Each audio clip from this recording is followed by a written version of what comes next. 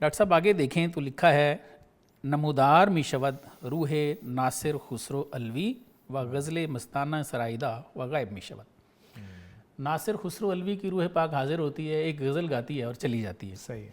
تو سر بتائیں کہ اس غزل میں کیا پیغام دیا انہوں نے؟ صحیح. اب یہ بات چل رہی ہے زندہ روٹ سے جو ہے وہ سوالات کی، اور اس کے ساتھ ساتھ درمیان میں یہ ایک چیز آتی ہے ناصر خسرو الوی کی. جی کہتے ہیں دسترا چوں مرکب تیغو قلم کر دی مدار. جی فرماتے ہیں کہ جب آپ نے قلم اور تلوار کی سواری کر لی ہے، وہ دونوں اپنے ہاتھ میں لے لیے ہیں، ہیچ غم گر مرکب تن لنگ باشد یا ارن. تو پھر پریشان نہ ہو اگر تیری سواری جو ہے وہ لنگڑی ہو جائے یا اسے ارن کا مرض لگ جائے. یہ گھوڑوں کی ایک بیماری ہے جس میں ان کے پونچھوں پھٹ جاتے ہیں. صحیح، لنگڑا ہو جانا. جی جی. از سر شمشیر و از نوکے قلم زائد ہنر. فرماتے ہیں تلوار کی نوک سے اور قلم کی نوک سے ہنر بڑھتا ہے. اے برادر ہم چو نور از نار و نار از ناروں. فرماتے ہیں جس طرح اے بھائی، اس کی مثال ایسے سمجھ لو کہ جس طرح نور از نار، نار سے یا آگ سے نور ہے، اور لکڑی سے نارون جو ہے اس سے آگ پیدا ہوتی ہے. آگ پیدا ہوتی ہے.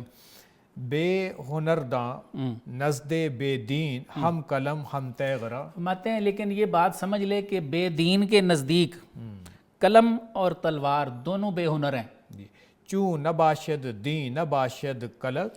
تو جب دین نہیں رہتا یا بے دین آ جاتا ہے تو فرماتے ہیں کہ پھر قلق نہیں رہتا، قلم بھی نہیں رہتا، و آہن را سمن، اور تلوار کی بھی قیمت نہیں رہتی. یعنی تلوار اور پین قلم دونوں کی بے دین شخص جو ہے وہ ویلیو نہیں کرتا. بالکل.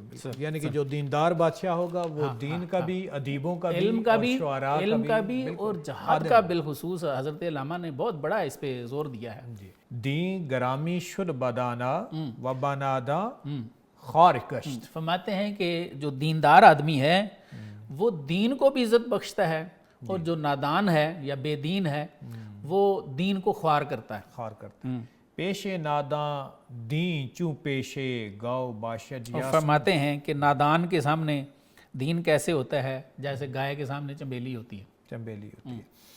ہم چوں کرپا سے کہ از یک نیما زیو الیاس را. اب ایک اور مثال دیتے ہیں. فرماتے ہیں کہ یا اس کو ایسے سمجھ لو کہ دین کا جو اچھا آدمی ہے، سمجھدار ہے، دانا ہے، وہ خیال کرتا ہے. تو دوسری مثال اب اس کی دیتے ہیں کہ ایسے سمجھ لو کہ جیسے کھدر کا کپڑا ہو تو اس سے آپ حضرت الیاس کا لباس بھی بنا سکتے ہو. کرتا آید وزے دیگر نیما یہودی را کا. اور جو بیوقوف ہے، نادان ہے، وہ اس کا کیسے استعمال کرتا ہے کہ وہ کسی یہودی کا کفن بن کے رہ جاتا ہے. بالکل. یعنی اس سے دین کو عزت ملتی ہے، اس سے دین جو ہے وہ خار ہوتا ہے. وہی پہلے والی بات. اصل میں وہی جو دیندار بادشاہ ہوگا وہ کیا ہوگا، دین کا خیال رکھے گا. بالکل ایسے. اور جو لادین ہوگا وہ نہ تو اصحاب علم و حکمت کا خیال رکھے گا نہ دین کا خیال رکھے گا. سر ان تینوں کو اسی لیے وہ ہیروئکلی پیش کر رہے ہیں نا تینوں کو، کہ ان تینوں نے یہ دونوں کاموں کی طرف توجہ دی. بالکل. تو ایکچولی اسی چیز کو نا، کیونکہ پہلے جو کنورسیشن چل رہی ہے وہ انہی کی چل رہی ہے، نادر شاہ کی، احمد شاہ ابدالی کی، سلطان ٹیپو کی.